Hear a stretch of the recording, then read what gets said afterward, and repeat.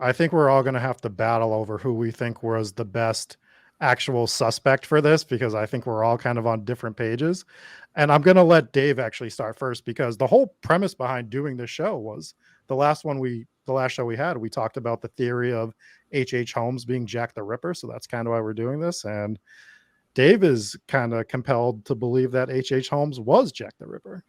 Sort of. So I believe you're backtracking now. No, I'm not. I'm saying the exact same thing. Hey, if you're not going to fully commit to this, I'll fully commit to this. I'll take H.H. Holmes if you want me to. I love this one.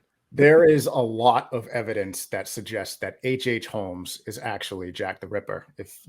I assume you know who H.H. Holmes is, but if your listeners don't, he was a prolific serial killer right around the same time in the 1890s in Chicago. He opened up what they refer to as the murder mansion, where he would abduct people, kill them, and then harvest their organs and sell them.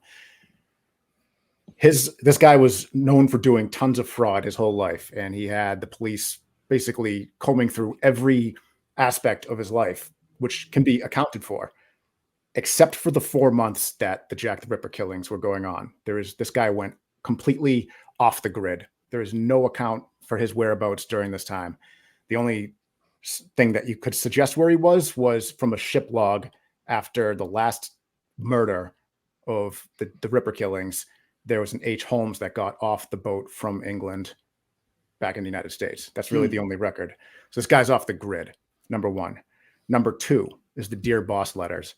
The Dear Boss letter, they had analysts look at this, and the handwriting in that letter is a 97% match to H.H. Holmes' handwriting, which a 97% match might as well be 100, because that is crazy. That is exact. Chris, if you were to take out a piece of paper, write down a letter, write a little letter to the media, and then you were to take another piece of paper, take a pen, and write that same exact letter again, it wouldn't even be a 97% match. This is how close it was. Okay, yeah. Wow.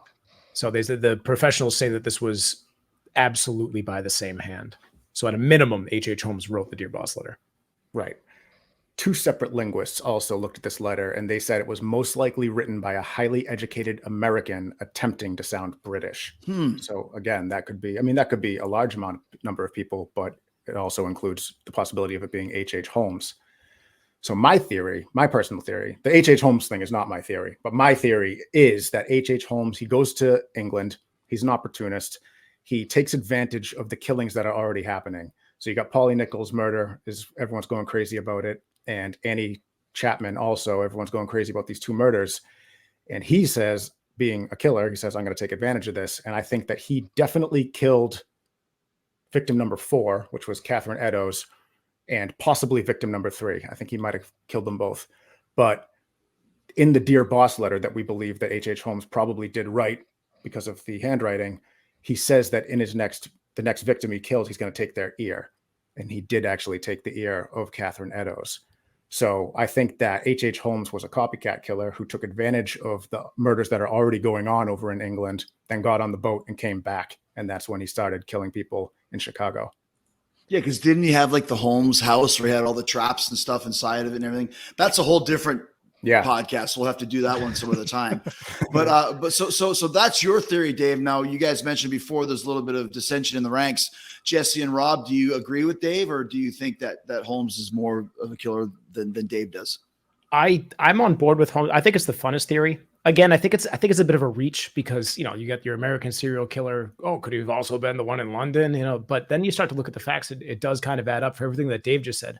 Also, they took, I think it was like 13 eyewitness accounts, and they submitted them to, I think it was the University of Michigan. And what they did there was they took these descriptions and they made these composite sketches and they ran it through their computer software. And what that does is it basically generates an image that basically a summary of all of these different composite sketches. And the image that came out was an absolute spitting image of H.H. Holmes. 2 retired FBI professionals took a look at this and they analyzed it. And they said that they, in their entire 20-year, 25-year careers, had never seen a match this closely to a suspect. So they also believe that it's H.H. Holmes. So the details keep going on.